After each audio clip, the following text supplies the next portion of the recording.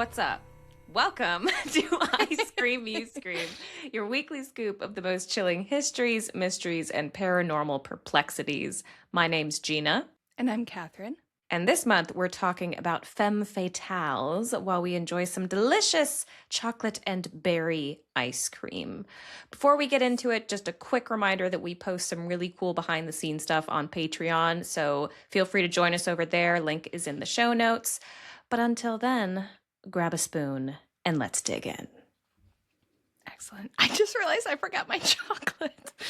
Oh no! I'm so sad. I was really excited because, last time I used my emergency chocolate from my what was left of that. So I had to replenish my emergency chocolate and still did not buy chocolate to put on my ice cream. So I was going to use the new emergency chocolate from my purse, which I'm really excited about because I feel like it will go really well with the raspberry. It is lemon cookie crumble flavored dark chocolate. What? Hold on. It's so good. I just took a big bite and I have so many questions.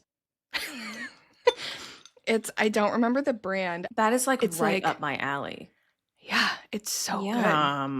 And it would taste so good on raspberry. Raspberry lemon chocolate. All right, so next episode. Expecting big things from you. Yes, I know. I have to put a reminder on my phone or something. Yum. I'll remind you. I want to see it. I want to watch you eat yeah, it. Please. Honestly, please do, because I'm very excited to try it, and I was looking forward to that today. And the moment I took a bite, I was like, wait, I forgot. Oh no. Nah, it's all right. This podcast doesn't have an end date ever. It will go on and on in perpetuity, so you'll have infinite chances. That's so true. God, what a terrifying thought. Terrifying and beautiful. An awesome thought. Just like this podcast. I do have shout outs for my niece, both of them. Can I talk about this past weekend? Please do. Man, major proud auntie vibe this Saturday. So the eldest niece, I don't know what she was doing. I don't know what it was. It was she had to qualify for some sprinting race thing. So she went down to Chicago and was racing all day. She had 70 million races. And this child is the fastest child I've ever seen in my life. Did I show you that? Yeah, I did. That video. You sent me the video. Yeah. She was in the lead the whole time. And then at the very end, this one, also very fast child, they all did so good, started to pass her. And you could see her energy just straight up no, excuse you, I am winning this race. And she just took off. I was so proud of her. That was the reason I was so proud of that one in particular, is not because she won, it's because she PR'd. That was a PR for her. Oh, wow. I didn't know that. That's amazing. Yes. Hell yeah. Very, very cool. And then the little one, I got to see her river dance dress rehearsal in the flesh. So also very cool. And she was very good. She was on beat. Her kicks were kicking. She did such a great job. It was so much fun. And from where Phil and I were, we could see her it wasn't a stage. It was I don't know what it was, some community space, but we could see her in the hallway, quote unquote, backstage. She was dancing the whole time and oh my God, it was straight up hashtag girlhood because you could just see her living her best performer life. Yeah. So very proud of both of them. They did. I love that wonderful so much. Things this weekend. Yay. I know. I was so happy. Well, it was funny because we were driving to Madison while the older one was running her first few races. So I'm trying to pay attention to we're on our way to this one, and I'm trying to stay updated with all the videos being sent for the other one. It was just so chaotic in the best way. I loved it. It was one of those, it was the first time in a very long time that I was genuinely, how can we get the technology to be in two places at once? Because it was the first time where I was genuinely so I really wish I could have been at both places at one time, but it's okay. She knows I was there in spirit. I was doing my best not to text her all day as she's stretching for these races. I was trying not to be annoying yet, but yeah, very proud of both of them. They both did such a good job. And this is just the beginning. especially for the older Mhm. one. Because I cannot Girl. believe how fast she was. It's weird how fast she is. Like, there's a chance she could go to the Olympics. Like, not to be dramatic, but I'm like, man, she's fast. Mm-hmm. Certainly faster than I could ever dream of being. Oh, God. Yeah. I'm negative on the old speedometer. There's no way I would be able to do that. Yeah, no, she's very fast. Yeah. So Anyway, that's my awesome. update. Just proud, and it's like very we've got like strong feminine energy over here this weekend. That's like kind of love how that. it is. Yeah. Love it. Especially Yeah. for March. Love it for Femme Fatale month. Yeah, I know, right? Yes. Great. I love this. Excellent. Speaking of Femme Fatales, Are we I'm really- transitioning? I'm stumbling my way through this Okay. transition. I would love to hear this story because I know next to nothing about it, but it's a name that I have heard so many times. This is definitely a name that most likely everyone has heard. And unfortunately, I'm not going to be able to tell the whole story and everything that I want to talk about with this story because it would be a 10-part episode. We could do a whole podcast on this story, and probably people have. But before I get started, I am remembering a content warning because this is a big one. Okay. I only remember during like the really aggressive ones. So content warning for domestic violence, sexual assault, and just various forms of both physical and emotional abuse. I will do my best to warn everyone when we're coming up on the parts, but it is woven throughout this whole story. It's pretty much the topic of this entire story. So it does get pretty intense. Just want to give a fair warning right at the beginning. It all started, as these stories usually do, with a whirlwind romance. Lorena Gallo and John Wayne Bobbitt, which was his real name, were just two young and very sexy people swept up in the promise of a new life together. But behind closed doors, that love story did not take long to fracture, unraveling into allegations of abuse, with one particularly violent night that would explode into a media circus, which painted Lorena as one of the most dangerous women of the 90s, despite the much darker truth that hid beneath the surface. So, let's take it back to the beginning. We'll get to the whole media frenzy because you know I picked this story because of how much I love a 90s media frenzy. So, before we get to all that, Lorena was born in 1969 in Ecuador, and her family moved to Venezuela when she was pretty young. So she grew up in Venezuela. And when she was in high school, she went to Washington, D.C. for a trip, and she fell madly in love with the United States. It was like tale as old as time, you know. She came to D.C., saw the cherry blossoms blooming in the springtime, and was like, American dream officially born. Like, this is what she wanted, you know, this is where she wanted to be. She just thought it was magical. When she turned 18, just a few years later, she officially moved to the United States on a student visa. And when she got here, she stayed with a family friend in Virginia, essentially the DC suburbs.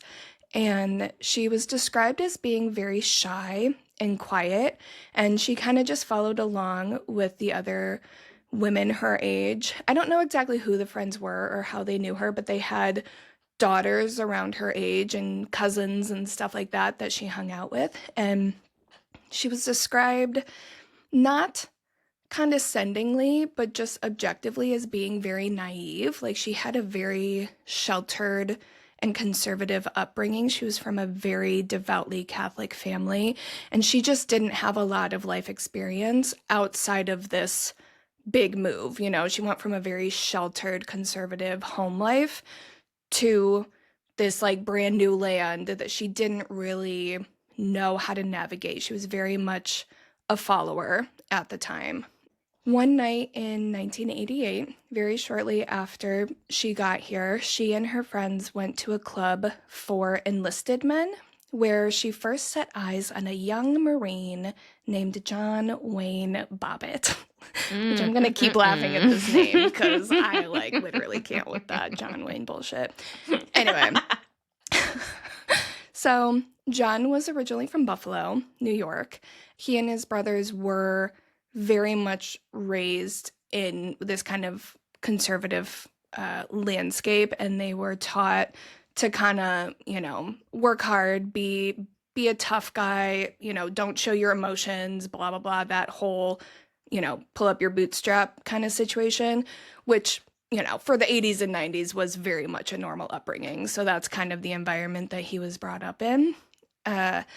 When they met, when Lorena and not Bob, what's his name? John, sorry. John Wayne.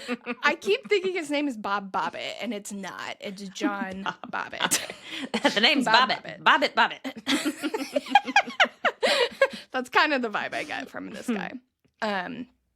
But it is said that it was love at first sight, basically.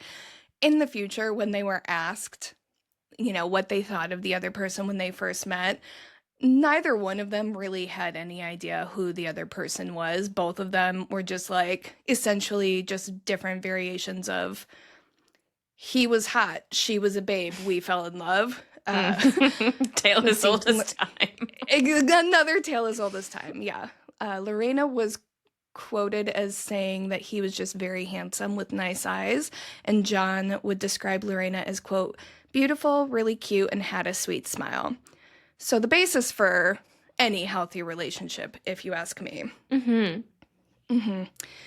So they were married the following summer in June of 1989 when Lorena was 20 and John was 22. And things seemed really great for a while, but it really did not take very long at all for things to take a turn for the worse. Lorena's friends did not like John at all from the beginning. It is said that it was impossible for him to keep a job. Numerous people could attest to this. It would be weeks and he'd get fired. It was reportedly normal for him to show up drunk or not at all. It all seemed to be attached to this drinking problem that he very clearly had, but also didn't admit to. He was very much under the impression that he didn't have a problem at all, but it was keeping him from being able to hold down a job. And Lorena was employed at the time. She was working as a nail tech at a salon, and she was the breadwinner of the family because even when he did have a job, they couldn't really rely on his paycheck lasting for more than a few pay periods.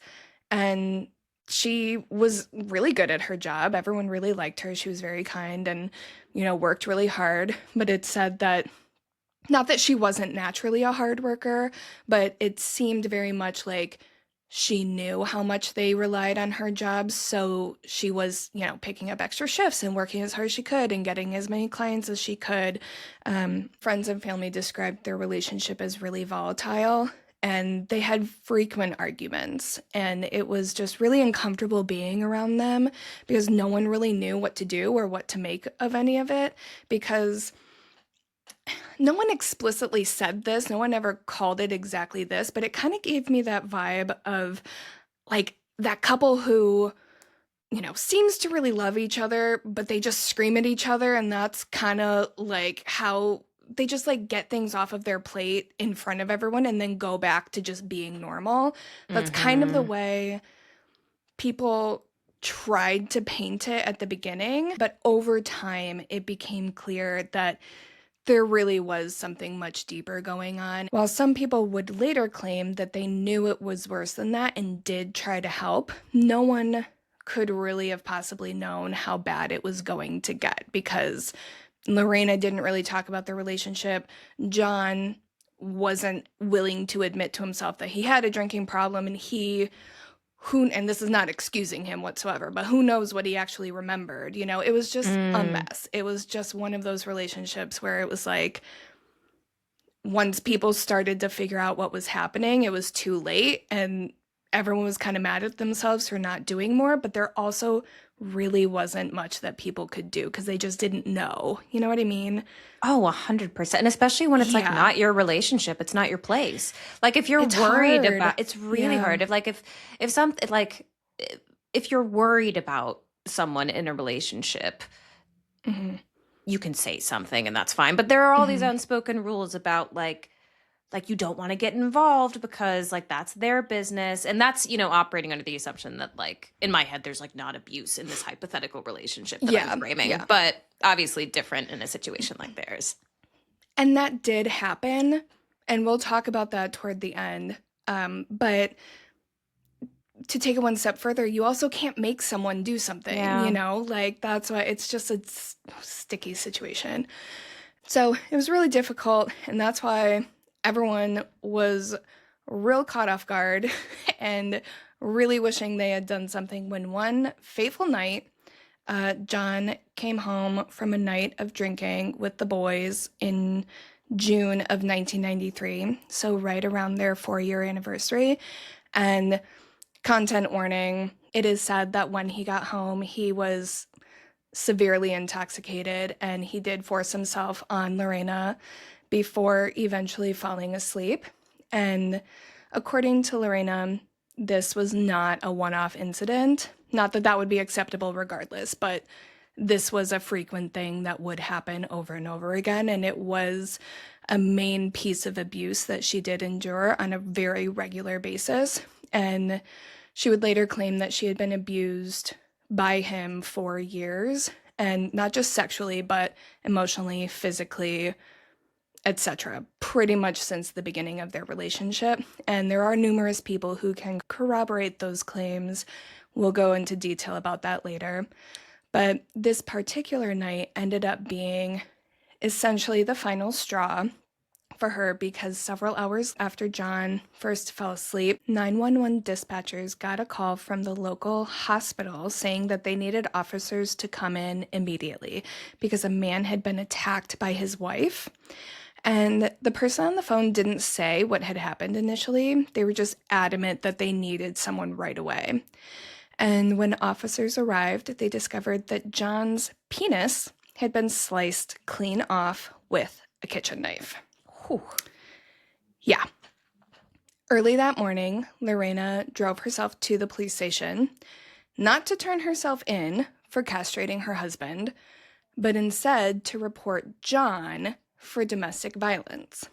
And when she got there, detectives were like, okay, cool, love where your head's at, but before we get to that, we need you to tell us where your husband's penis is. I know it's very serious, but and while we take this very seriously here on I Scream, You Scream, we will get to the humor in this because let's address the elephant in the room. There is a lot, and the reporting on this did not shy away from that whatsoever. And we will get there, but I'm just going to move past that. So she was in shock from the whole ordeal. Apparently, this had happened several hours prior, and she had left immediately after the alleged incident with penis in hand. And she's driving around town in the middle of the night, one hand on the wheel, one hand holding the goods. And at one point while driving, she kind of like comes to and realizing she's still holding on to this thing, ditches it out the window and just keeps driving. oh, Yeah. okay. Okay, cool. Yes. I mean, not cool, Yeah. but all right. Yes. Same page. Okay. So she tells the officers her general route. Again, she was kind of not all there when this was all happening, but she told them, I went from the house to, she had gone to the salon that she worked at because she was friends with her boss and she didn't have a lot of friends there. So she kind of viewed her boss as like a mentor, big sister type. So she went to the salon to like try to get help or something. I don't know. It's all very strange. Anyway, the route she took went past a 7-Eleven, and that is where they found the penis ditched in this like grassy area outside of the 7-Eleven. I'm sorry. Amazed that they found it. Me too. And this, not to steamroll or get ahead, but there is a lot of question. How much did she actually black out or go into shock or whatever, if she knew exactly where to tell the officers where it was? We'll get to that part, don't worry. But regardless whether she remembered or not, it's still impressive that they were able to find it. So, Yeah. Anyway, they pack it up in ice, bring it back to the hospital, where the doctors were able to reattach it to John's body successfully. Fun fact, this is neither here nor there, but I do think that it is kind of worth noting the title of the doctor who reattached John's penis is referred to as a microsurgeon. I mean, come on. It writes Which is itself. not it's not necessarily an important part of the story, but one that I thought was worth mentioning.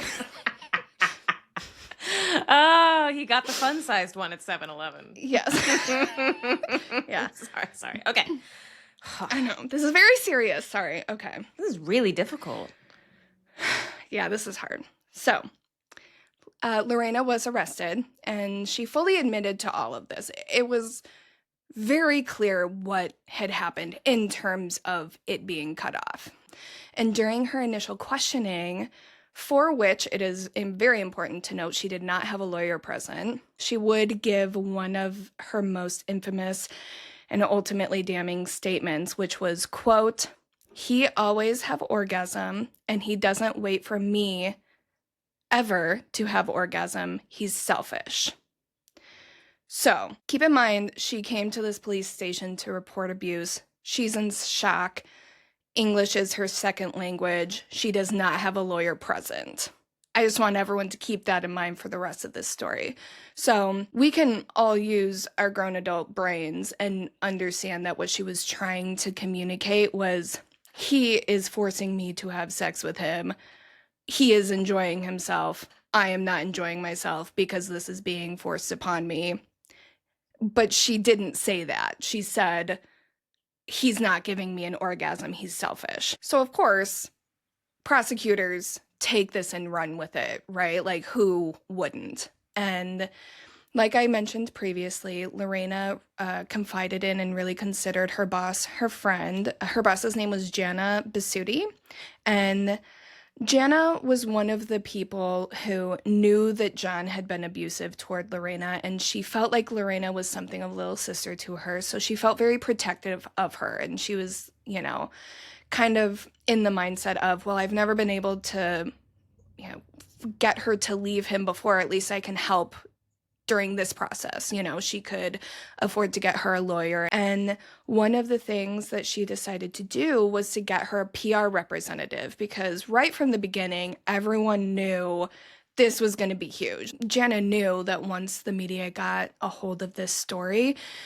there was going to be a lot thrown at Lorena, and she needed someone to help guide her through that situation, and she didn't want people to take advantage of her.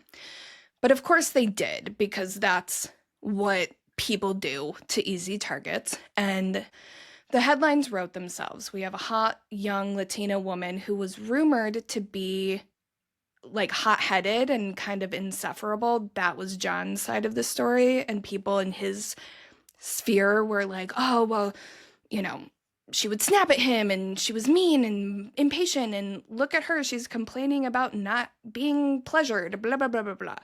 And then she's married to this like conventionally attractive military dude whose wife gets so sexually frustrated she chops off his penis. Like, that is like the wildest story any journalist could score ever. Mm-hmm. And not only that, but it was kind of difficult to report on, because at this point, no reputable journalist had ever publicly said or written the word penis while reporting serious news before. That is crazy to me. Yes. Like, people didn't know how to approach this. People had a really difficult time, because this is a very serious story, like this, we're dealing with abuse, we're dealing with serious violence, we're talking about maiming someone. Like, this is a very like psychological and physical damage has been done here. But like, how how do you report? Like, what is that headline supposed to be? You know what I mean? So it was a circus. It was an absolute just madhouse. Not only that, but when reporters got wind of the fact that Lorena had hired a media representative, all anonymity that was supposed to come with a sexual assault case went out the window because they took it upon themselves to read it as, you know, well, she has a PR person, so she clearly wants to capitalize on this. Let's give her the fame and attention she so clearly wants. Oh my God. So they just completely ignored the anonymity side of things. And so she's suddenly thrust into the spotlight. So she panics and realizes that she has no control, and she really wants to gain control of the narrative because people are like painting her as this weird monster who maims men for no reason, and that's really not what happened at all. So she agrees to do an exclusive interview with Vanity Fair magazine to kind of give her side of the story. And the story is being conducted outside, like lounging by a pool. And at a certain point, the photographer convinces her to like take swimsuit photos, like in the pool. What? Ew. Yes. And this spread, we'll share a picture of it, but this spread in Vanity Fair is like, you would think it was Sports Illustrated swimsuit edition. She's like this very sexy, like dripping wet femme fatale. Like, I don't know how they knew exactly what they were doing. Like, I don't know how to describe this. And I also don't know where the media representative was for this. This is like the type of thing that he was hired to protect her against. I don't know how this happened, but it did, and it wasn't just an interview with her side of the story. It was this, like, salacious, dramatic saga, basically telling the quote-unquote true story or real story of the Bobbitts, and it didn't do her side of the story any justice whatsoever. It very much made her look like this sexy attention whore who was not sorry for what she did and was not going to say anything further about it, which was not the case at all. Like, that was not what she intended to communicate by doing this interview. So I don't know who dropped the ball on that. I don't know where her media representative was for that, but this was the big quote her side of the story article, and it did not do what she wanted it to do, and it just made matters so much worse. So the public response to this story as a whole was really what you would imagine, especially for the 90s. It was very much a man versus woman, male versus female type of case. You know, the men were horrified and hated her and, like, you know, calling her a whore and blah, blah, blah, all these things. And, you know, we can't even get a hot chick without fearing for our manhood. My God. All the women were like, okay, but what did he do? You know, like, the women knew. For some cultural context, this was just 2 years after the Anita Hill and Clarence Thomas case, during which Anita Hill testified against Supreme Court Justice candidate Clarence Thomas, accusing him of sexual assault. And he was appointed to the Supreme Court anyway, which sucked and still sucks. And women in America were and still very much are, like, completely distraught over this. And that happened right at the beginning of the 90s. And that really was a situation that kind of painted the public's perception of, you know, kind of sexual roles, but also just where women stood in society throughout that decade. So this being a follow-up to the Anita Hill case was very symbolic, and a lot of people who were already kind of outraged by the abuse against women, it kind of was just fuel for the fire. I mention Anita Hill specifically because her case, you know, was so huge, and while it was by no means the first high-profile sexual assault case in America, it was one of, if not the first big case in the age of court TV. And a huge influx of people were tuning into real-time, big-profile cases such as this. And Anita Hill was not on court TV specifically, but it was nationally televised. And the fact that, one of the highest profile cases being televised at this time was a sexual assault case, it really set the tone for the 90s. And it was the first time people were tuning in literally live, instead of reading about it afterwards through the lens of the media. So this is the narrative within which the Bobbitt case is occurring. So right off the bat, a lot of people had a lot of opinions, a lot of them not so good, particularly as it applies to Lorena. So they both brought charges against each other. John and Lorena both did. John was charged with battery and domestic violence, and Lorena was charged with malicious wounding. I didn't know that was a thing. I know.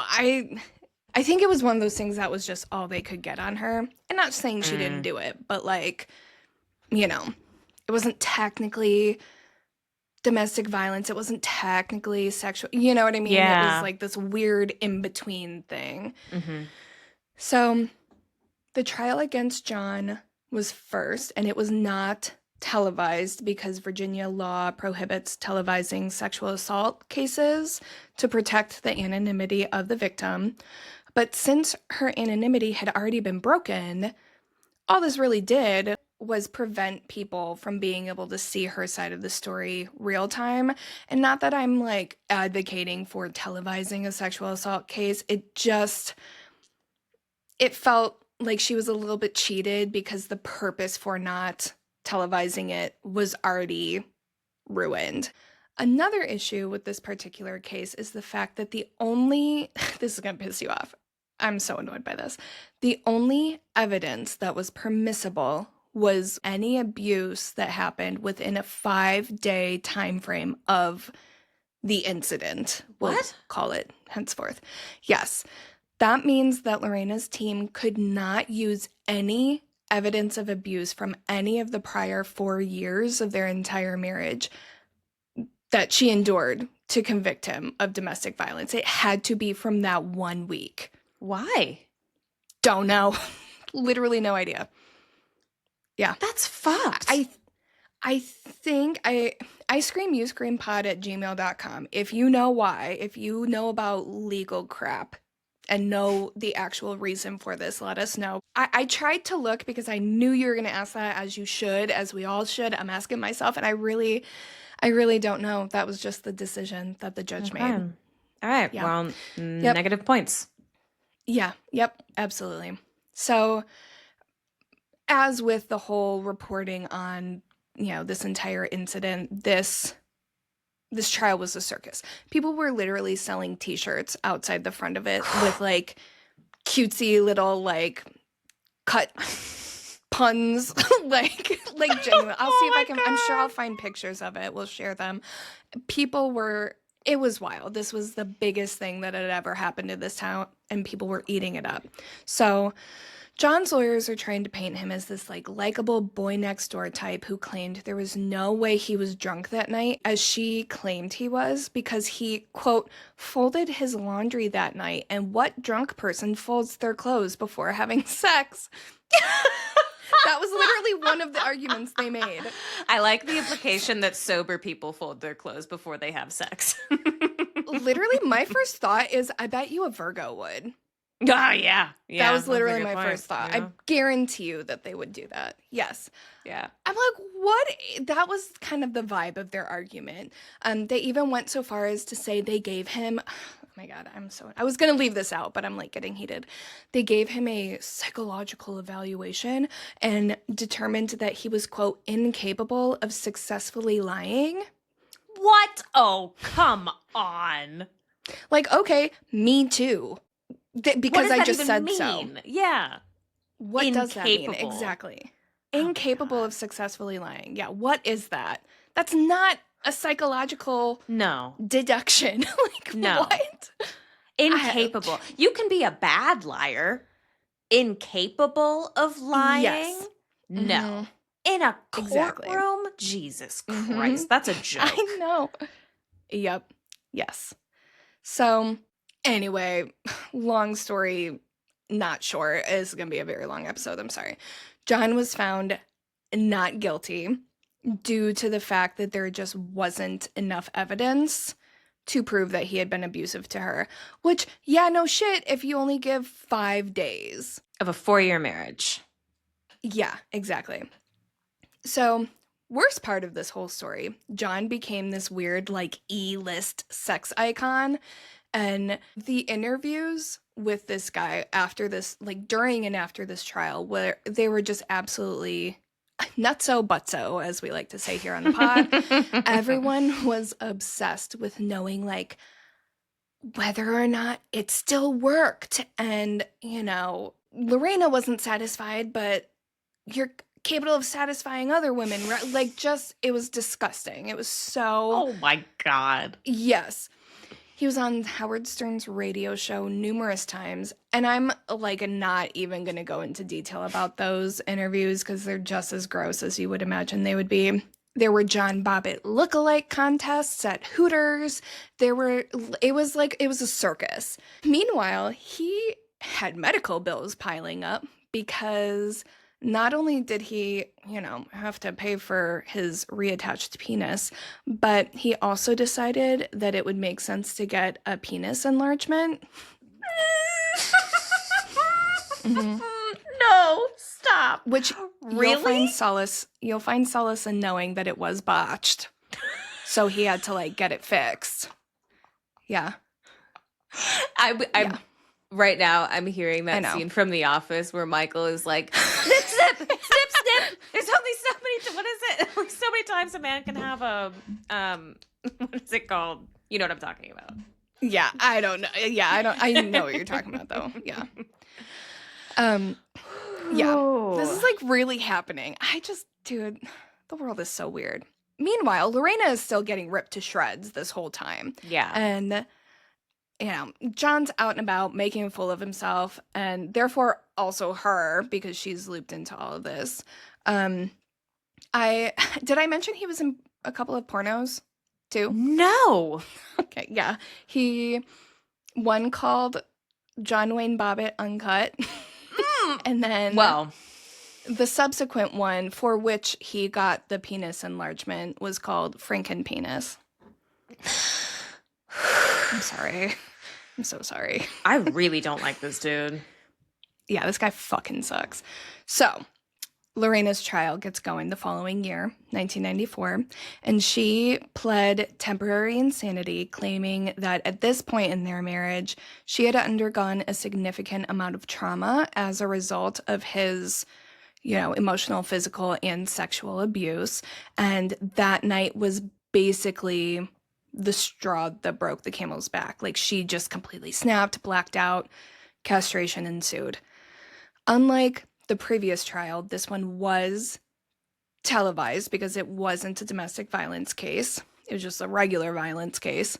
And right away, his lawyers carried on the narrative that the media had started by painting her as this jealous, hot-headed woman who would snap, blah, blah, blah, blah, blah, all the same old stuff. And this time, they presented the reason she did it is because John wanted to leave her because he was the one fed up with her abuse toward him, and she didn't like that, so she chopped it off. That was the story they were going with this time. So Lorena's team needed to prove that even though she did do it, it was the result of it, like, basically wasn't her fault. It was the result of the trauma that, like, made her do it. Unlike the previous trial, they were able to talk about the previous 4 years and describe how it had built up over all that time. And she detailed every single moment of abuse, and probably not all of them, but the amount of detail that she had to go into in order to successfully prove that it was reasonable for her to snap was so... Honestly, I took literally probably 30 pages of notes and needed to stop because they went into such severe detail, and I'm not going to share all of the things here, but I will say for the rest of me describing the trial, we will be talking about some things that they are obviously sensitive. So, content warning from here on out. I'm not going to go into, like, the nitty-gritty or anything like that. But it was a lot. And if anyone does go into details about this trial, just be warned. So Lorena did testify that the first time he hurt her, he was drunk and just completely lost it on her. And he was like punching her and kicking her and just beating the crap out of her. And she was finally able to escape and call, like, long enough to call the cops. But by the time they got there, his whole demeanor had changed. Like, he had become an entirely different person and was being super level-headed and accommodating to the officers, basically making it look like she was the one who was, like, having a mental breakdown for no reason, which, like, enter emotional abuse, right? Her neighbors testified on her behalf, and every single one of them, it was like multiple families. They were in an apartment complex, and so several people stepped forward, and every single one of them basically said, I'm paraphrasing, but they all communicated that John was a huge piece of shit, and they all hated him. One of the neighbors said that Lorena would stay with them every now and then to essentially get away from John, and they would try to convince her to leave him, but she always went back to him because she was afraid of him, and she was afraid of what he would do if she left him. And not just to her, but she was afraid that the neighbors would get hurt too. Like, she was afraid of him being violent toward other people. I mention this because of what we talked about at the beginning. Everyone who spoke on her behalf, every single one of them said, I wish I could have done more. Like, I wish she had left him. Like, I wish she had stayed with us, but I just did not know what to do. Friends and family testified about instances that they witnessed during family gatherings where, like, he would take her aside and yell at her about something mundane, just like stupid shit, that he was just a bad guy. And honestly, the footage from the trial is so disturbing. When she is forced to talk about the abuse, it's like you can literally see her dissociating. Like, you can watch the moment that she leaves herself. It's so awful. I hate it. It was massive trigger warning for this one. I'm so sorry. It was revealed during her trial that she had gotten pregnant at one point, and she claimed and testified that she was so happy because that was kind of part of her American dream. Like, she wanted to be a wife and a mother and have a good job and raise a family and blah, blah, blah. So she was really excited to tell John, and he basically was just enraged. He felt that they were not ready for a baby and they weren't financially stable enough because she didn't work hard enough. And I'll give you a second. I've had my time. I'll give you a moment. Yes. I have nothing to say. I'm just feeling my feelings. Yeah. Continue feeling them. It does not get better. Well, it does eventually, but not for several more minutes. I'm so sorry. So he took no responsibility for this whatsoever and was just mad at her. This is the content warning. He did force her to have an abortion. And he testified that they both agreed that they wanted an abortion, but neighbors and friends testified that that was not the case. Like, they all were like, she was absolutely broken over this and basically never the same. They also testified that he told her that she had to choose either keep the baby or stay with him. He also said that if she ever chose to leave him, he would report her to immigration, claiming that she was abusing him and the child to make sure that she got deported, and he would end up with the kid anyway. I was wondering if there was some kind of power imbalance because of the immigration status. Jesus, 100%. Christ. How could there not be, right? Yeah. Like, from the very beginning, and he knew that there was. That's why he was with her from the first place. 100% there was. There always was. I'm honestly going to skip past the next few things in my notes because it just gets worse than that. Like, that's the whole problem. It's just like thing after thing after thing. It's like every thing that an abusive relationship has within it occurs in this story. It's just all of the bad things. And the worst part is you can tell this piece of shit is lying. Like, you can tell he's lying because he's doing that thing people do when they lie, when they're like not looking at anyone, and they're kind of twitchy and like blah, blah, blah. Not only that, but the things he says in interviews, both present day and back in the 90s, do not match what he testified on the stand. Like, he was blatantly lying. But Catherine, Yes. he's incapable of lying. What? How could this possibly be true? Well, then he's innocent.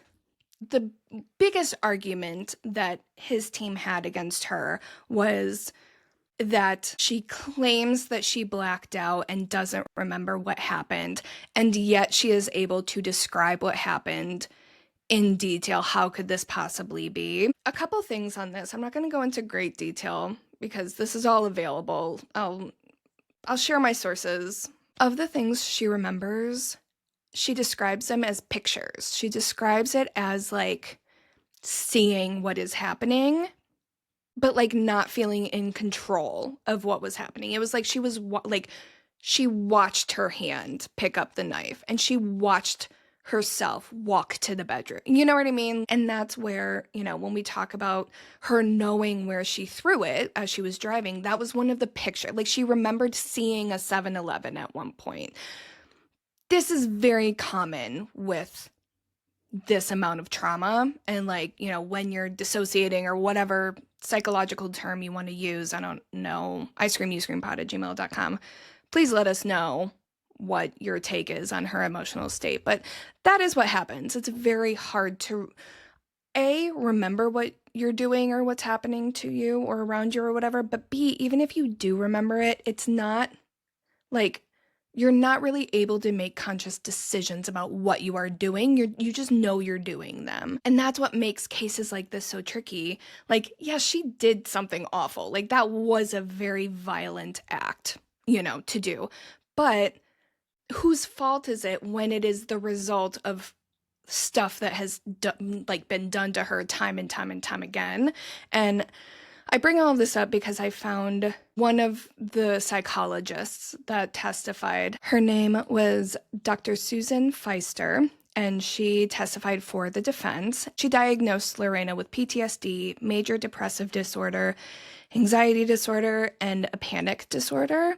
And all of these things are why she believed that Lorena didn't have control of her faculties when the situation took place. And she was operating on a purely survival level, and her body was basically telling her to remove the danger from the situation. And because she is the victim of a sexual assault situation, that danger is her husband's penis.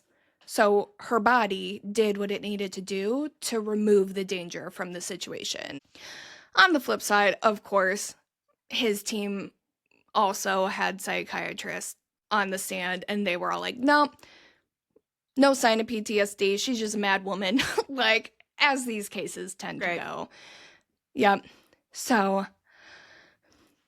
we're getting to it feels so weird to say this, but my favorite part of this story. The public was starting to warm up to her now that, this is all being televised, and she is finally able to tell the story that she hasn't been able to tell this entire time. But we still had a lot of back and forth. All of the abuse was being described by people who were on her side. So there was still that question mark of like, oh, well, are they just trying to help her get off or blah, blah, blah. There was still that inability to believe women, essentially. That part was not my favorite part. Now we're getting to my favorite part, just to clarify.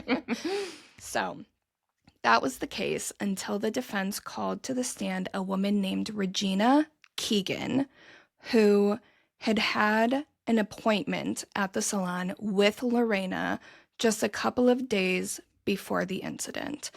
And they did not know each other. She had never had an appointment with her before. She just wanted to get a quick manicure and eyebrow wax. So it was like a last minute appointment. She was assigned Lorena. Great. Regina testified that the moment Lorena sat down, this woman, Regina, noticed that Lorena's arms were completely black and blue from from her hands to her elbow where her sleeves were. And Regina was caught off guard by this, so she kind of involuntarily gasped at seeing this. And like it kind of freaked Lorena out, and she like pulled her sleeves down and was like kind of apologetic or whatever, you know, like it was like she had been caught or something with her injuries. And Regina asked if she was okay and like what had happened, and it basically all came spilling out of Lorena. It was like word vomit. She confided in Regina about everything, all of the abuse, and like the fact that she was afraid of her husband and that he hurt her and she didn't want to go home, like just everything, you know. It was like she finally felt like she could tell someone, and like, you know, not that she could do anything, but she was just like, it was putting it all on the table. And Regina really felt for her. She was like really caught off guard, not expecting to experience this at a freaking manicure appointment, you know? And so she offered to let Lorena come home with her so that she could help her like figure things out and basically escape. And Lorena declined for the same reason that she had declined with her neighbors. She said that she couldn't leave John because he would hurt her, and she was afraid that he would hurt Regina. And, you know, in a later interview, Regina would say that she gave Lorena a big hug before she left the appointment, and it felt like hugging her young daughter. That's how, like, small and helpless and, like, broken Lorena felt to her. And, sorry, I'm, like, getting emotional. Sorry, hold on. I can do it. Okay. Mini cry break. Okay. So, this all happened. They part ways, and Regina would say, like, she could never shake this encounter. You know, she really hated that she couldn't do anything for for Lorena.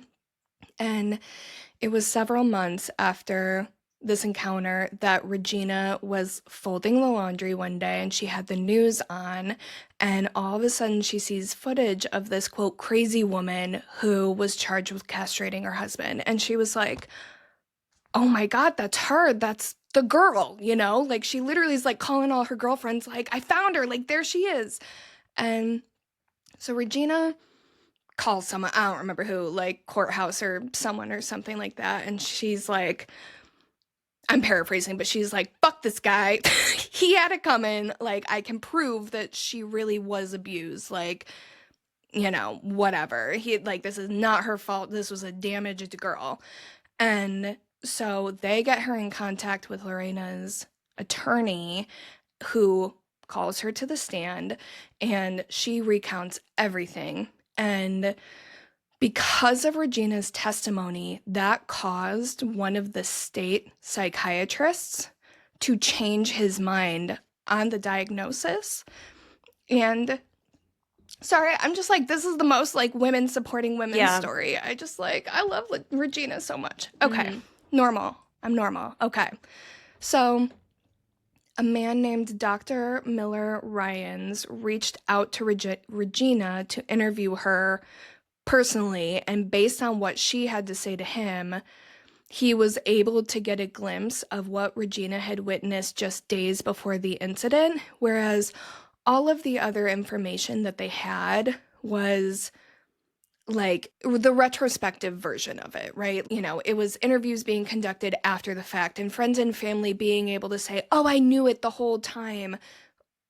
But there was always that question mark of like, why didn't you do anything? We've already covered my feelings on that. But like, this was the first time that you had someone 100% objective, 100% unbiased, and like able to give a very clear picture of what actually she was going through and the state that she was in. And she was essentially the equivalent of just a fly on the wall of the whole situation. And it was considered the most important witness testimony because of that. She was kind of like the buzzer beater of this entire case. Women in particular were extremely invested in the verdict of this case for like the same reasons we're all going through what we're going through right now. So many women could see themselves in Lorena, and it felt like, and not only that, one thing we've not really touched on a whole lot besides him threatening to deport her, but like she was very much a symbol for immigrant women as well, because like so many women deal with that, and so many of them feel like they can't say anything. And here she is in the spotlight, like saying all the things that women can't say, really. All of this is to say, it was a huge relief and celebration when the jury did find Lorena not guilty by reason of insanity. So, big celebration. Everyone's relieved. Like, you know, justice was not served to John because his trial had already happened and he also walked free. But this felt like, we'll take whatever win we can get. That was all great and wonderful, but because, like, per Virginia law at the time, but also I think still to this day, because she was found not guilty because of insanity, she still needed to be held for 45 days in a maximum security mental hospital. And that made Lorena feel so defeated. It was like, okay, yes, I'm not guilty, but I still need to be locked up while he's out doing interviews with Howard Stern. Like, what the fuck? There was an evaluation to determine whether or not it was safe for her to be out or if she was, like, actually criminally insane. But it was just another gut punch. Ultimately, the 45 days did pass and it was determined that she was mentally stable. This was all just a result of the abuse she had endured by John. And I think she did. I don't know if she was required to go to therapy after this. I think she did regardless. I'm not totally sure about that. But yeah, she ended up free and an innocent woman officially. Aftermath is wild. I have some more things to say about John. Kind of don't want to say them because I feel like we've heard enough from him. I will say he was convicted of domestic violence the following year and a couple years later. Imagine that. Multiple women. One of the women that he had, that brought charges against him, brutal. He, kidnapped her, tortured. It was just, the whole thing all over again.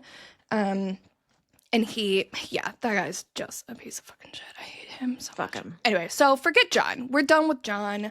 We're moving on. Let's get back to Lorena. It was, of course, still very important to her for her story to continue being told. So they planned to have a TV movie made from her perspective, finally fully telling her story. And she would later be quoted as saying, "I did not plan to be in the spotlight. It was not intentional, but for some reason, people thought that they could always make money off of my story. I just wanted to live a simple life. I went through so much and I had to somehow get the strength to move on." And about a year after everything happened, Lorena started to go to women's shelters and she would basically share her story and hear stories from the women there. And she realized that her story really wasn't that unique. She just happened to be the one that was chosen to be the spokesperson for all of it because of the kind of outrageous, I'm going to say, outcome of her trauma. So hearing that she wasn't crazy and she wasn't really out of the ordinary brought her a lot of comfort. And she did end up speaking at women's shelters full time. And she does credit that as being a huge part of her healing. She didn't really view it as something she was doing for them. It was something that she needed to do to help her move on. And after that, she decided to go to school, so she enrolled in college, and that's where she would become good friends with a man named David Bellinger, and they would eventually become long-term partners and have one daughter together. So Lorena did finally become a mom, like she always wanted to, and as far as I could find, she and David are still together as of today, but they're not married. She's very happily not married to him. Good for her. I'll put it that Yeah. way. Yeah. And she, in an interview I saw with her, she was kind of cheeky about it. And she said something like, "Oh, I'm not saying no, but I haven't said yes yet." They've been together for 20 years at this point. So anyway, while she was painted as this super sexy yet violent, femme fatale, quote unquote, Lorena really was just a young girl with an American dream, and it was a bumpy as fuck road to get there. But I do want to take the opportunity to find comfort in the fact that she does have a happy ending. Thank God. I mean, talk about someone who know. deserves a happy ending. I know. And she seems so sincere. I will say I was very familiar with this story. I hate saying this, but it is my favorite true crime case.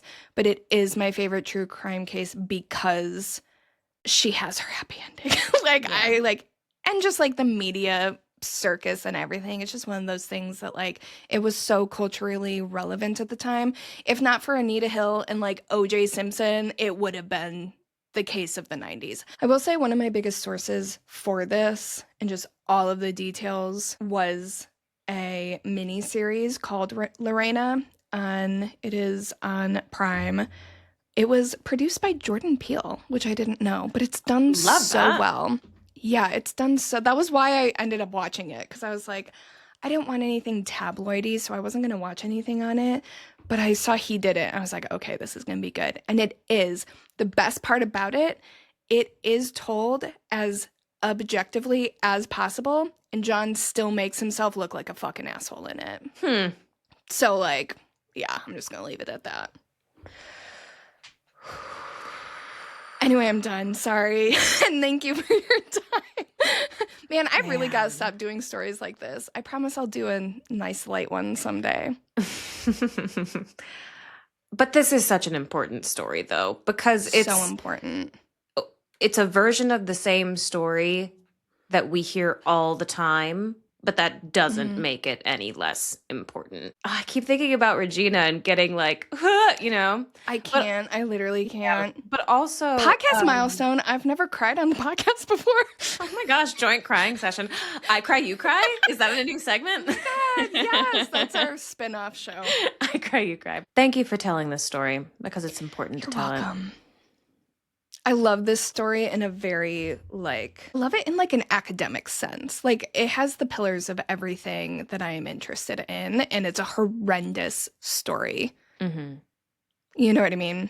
Yeah. Anyway, can I pass it over to you? Oh, you can try. Oh, God, please. Okay. I am going to tell you a scary on top. Because a few weeks ago, Tom and I went to a show in London over the weekend, and it got me in the mood to tell you about theater ghosts. Oh my God, okay. Yes. So we're going to take a step back from the true crimey bits, and we're going to talk more like paranormally haunting. Love it. Yeah. Take me there. Okay, so today I want to tell you about a very specific haunting at London's oldest theater called Drury Lane. Ooh, okay. Yeah. Have you heard of Drury Lane before? I've heard of it, yeah. Okay, I don't know specific ghost stories, but I've heard this name before. Okay. On, haunted place. Perfect. Things. Yeah. Yes. So Drury Lane is pretty much smack bang in the middle of London, and it's been there for about 350 years. So a very long time. And over the course of its history, it has been demolished, it's been burned down on 2 occasions, and it was also bombed during World War II. But each and every... Yeah, it's gone through a lot. That's so dramatic. I know, yeah. But each and every time, it's come back. And it remains to this day a staple of London's West End. But not just for its history or its shows, but also because Drury Lane is known as one of the most haunted theaters in Britain. Which is why you've probably heard about it. It gets talked about a lot in the same sentences, like most haunted XYZ of whatever. And its most famous ghost is called the Gray Man, which is interesting because we've talked about gray ladies or women in white, but we haven't really talked about a gray man before. Especially gray is what is that? I know, yeah.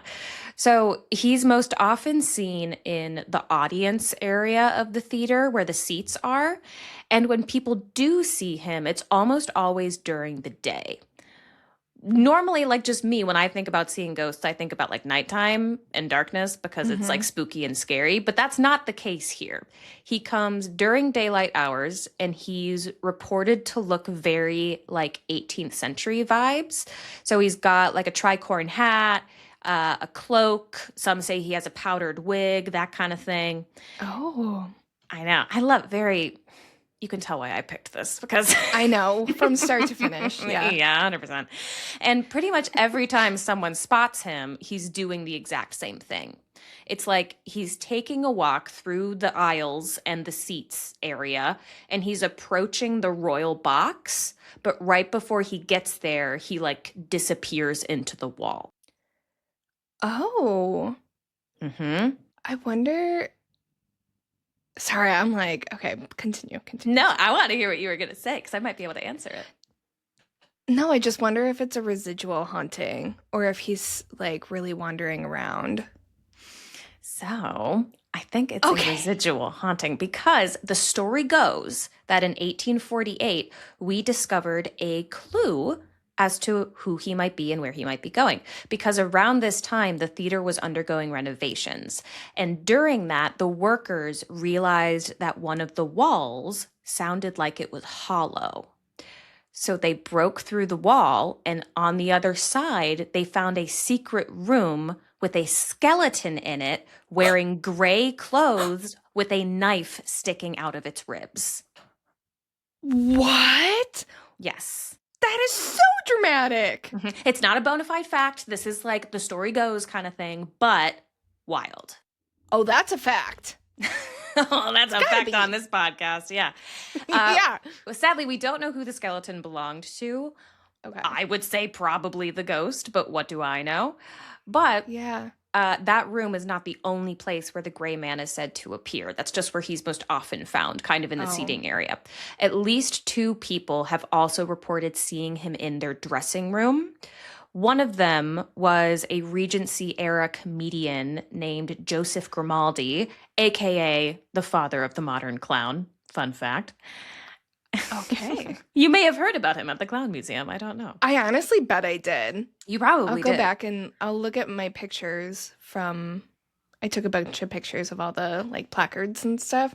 Perfect. I wonder if I'm sure he was in there. Yeah.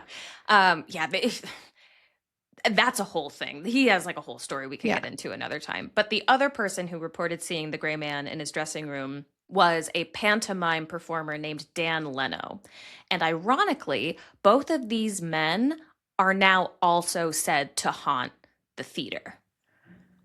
Cool. So, like, is there a correlation between people spotting him outside his normal kind of zone and later on haunting the same theater? I don't know. Who am I to say? Simply Gina. But these days, despite how scary he sounds, the gray man is actually seen as a very good sign because he tends to appear just before the run of a very successful show.